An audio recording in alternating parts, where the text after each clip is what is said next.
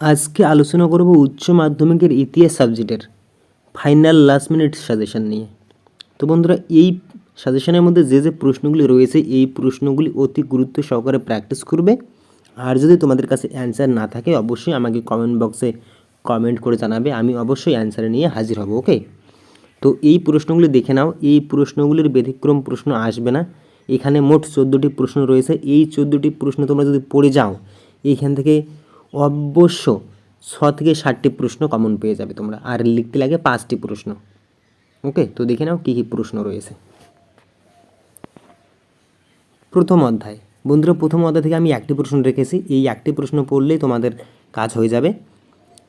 মিউজিয়ামের বা জাদুঘরের প্রকারভেদ আলোচনা করো। দ্বিতীয় অধ্যায় থেকে একটি প্রশ্ন রয়েছে, এই প্রশ্নটি ইম্পর্টেন্ট, প্রচুর ইম্পর্টেন্ট রয়েছে বন্ধুরা। ঔপনিবেশবাদ ও সাম্রাজ্যবাদ বিষয়ে হবসন লেনিনের তত্ত্ব আলোচনা করো। তৃতীয় অধ্যায়, বন্ধুরা তৃতীয় অধ্যায় একটু বড় রয়েছে, এখান থেকে তোমাদের 3টি প্রশ্ন পড়তে হবে। এই 3টি প্রশ্ন পড়লে আর পড়তে হবে না। দেখো, তৃতীয় অধ্যায়, ভারতীয় অবশিল্পায়নের কারণগুলি কী ছিল? ভারতীয় অর্থনীতির উপর এর প্রভাব আলোচনা করো। 2 নম্বর, ক্যান্টন বাণিজ্যের প্রধান বৈশিষ্ট্যগুলি কী ছিল? এই বাণিজ্যের অবসান কেন হয়? 5 নম্বর, ব্রিটিশ ইস্ট ইন্ডিয়া কোম্পানির আমলে ভারতে ভূমি রাজস্ব ব্যবস্থার সংক্ষিপ্ত পরিচয় দাও।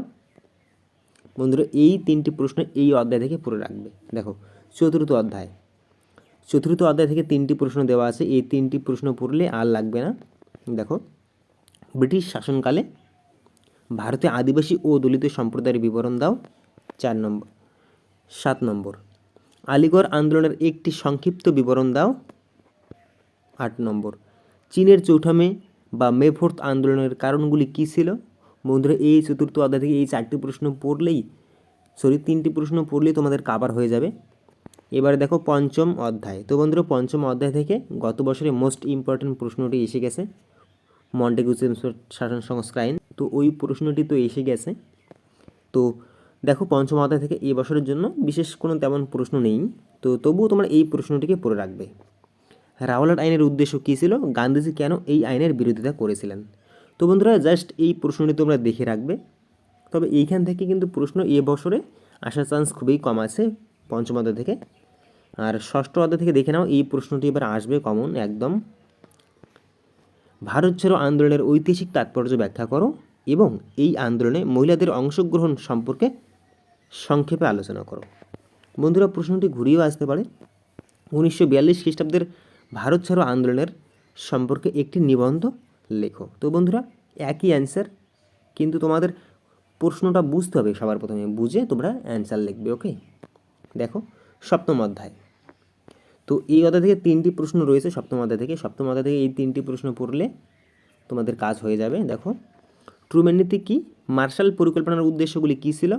অথবা প্রশ্নটি ঘুরিয়ে আসতে পারে যে ট্রুম্যান নীতি ও মার্শাল পরিকল্পনার সম্পর্কে সংক্ষেপে আলোচনা করো। 12 নম্বর, কিউবার ক্ষেপণাস্ত্র সংকটের সংক্ষিপ্ত পরিচয় দাও। 13 নম্বর, জোট নিরপেক্ষ নীতি কী ছিল? জোট নিরপেক্ষ আন্দোলনের উদ্দেশ্যগুলি আলোচনা করো। প্রশ্নটি ঘুরিয়েও আসতে পারে বন্ধুরা। দেখো, জোট নিরপেক্ষ আন্দোলনের মূল্যায়ন করো। একই উত্তর, তোমাদের প্রশ্নটিকে বুঝে তারপর অ্যান্সার লিখতে লাগবে। ওকে, তো বন্ধুরা অষ্টম অধ্যায় থেকে শুধু একটি প্রশ্ন পড়বে, এই একটি প্রশ্ন পড়লেই তোমাদের কাজ হয়ে যাবে, আর লাগবে না। দেখো, সার্ক কীভাবে গঠিত হয়েছিল? সার্কের উদ্দেশ্যগুলি কী ছিল? তো বন্ধুরা এই প্রশ্নটি আবার অন্যভাবেও আসতে পারে যে সার্কের সম্পর্কে তোমরা একটি সংক্ষিপ্ত বিবরণ দাও। তো বন্ধুরা একই 2টি পার্ট একসঙ্গে জয়েন করে লিখে দেবে, ব্যাস তোমাদের অ্যান্সার হয়ে যাবে।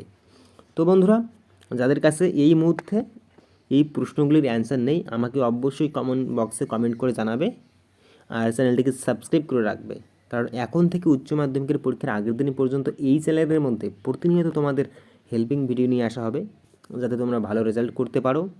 আর যাদের ইংলিশ সাবজেক্টে পাস করা নিয়ে কোনো সমস্যা হয়ে যাচ্ছে তারা অবশ্যই আমাকে কমেন্ট বক্সে কমেন্টে লিখে জানাবে কী সমস্যা রয়েছে, আমি অবশ্যই ইংলিশ সাবজেক্টের সলিউশন নিয়ে আসবো। ওকে, টাটা।